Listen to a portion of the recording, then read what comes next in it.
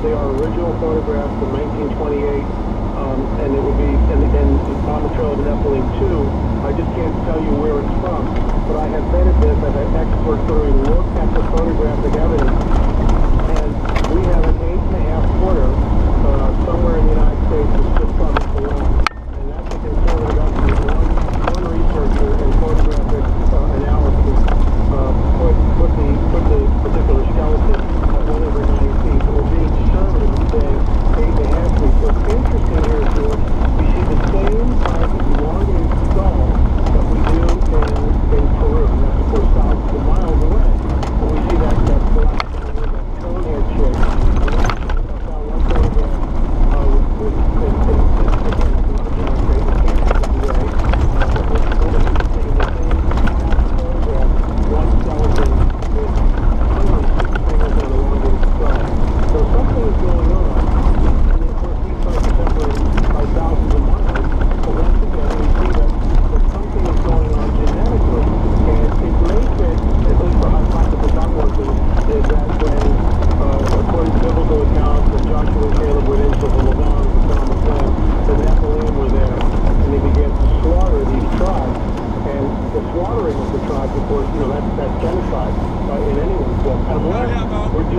This is awesome.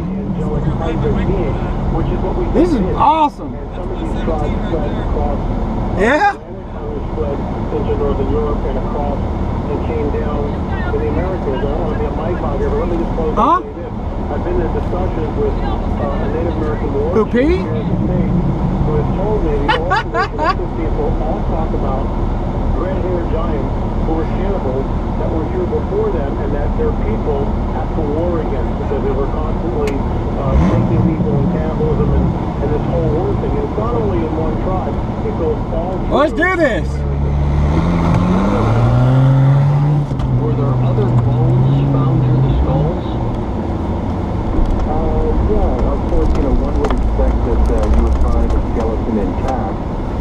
The thing is that the Paracas Museum that I'm associated with skulls have kind of appeared from local people who have found them in different places, and honestly, some models have found them. And it's more the skull which is curious looking, but unfortunately the skeletons themselves have been scattered about. But I have been able to do some work in the field at measuring the femur bone, which gives you an indication of overall size.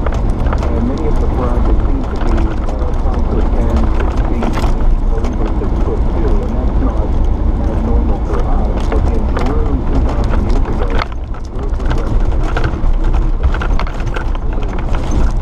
Kind of what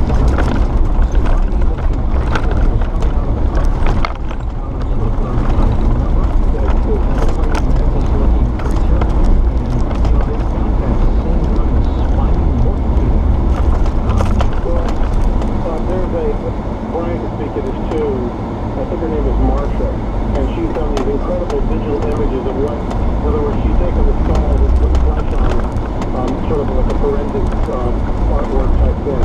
And they've also done this at the Museum of Anthropology in Lima, which is sort of interesting.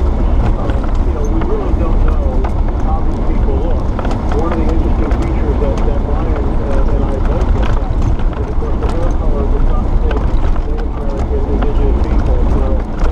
Black first hair that would be found in a Native American, both North Central and South America. We don't see that at all.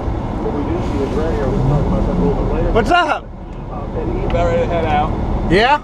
Yeah, I gotta go back to your house anyway. All right. So I'll meet you back there. All right, sounds good.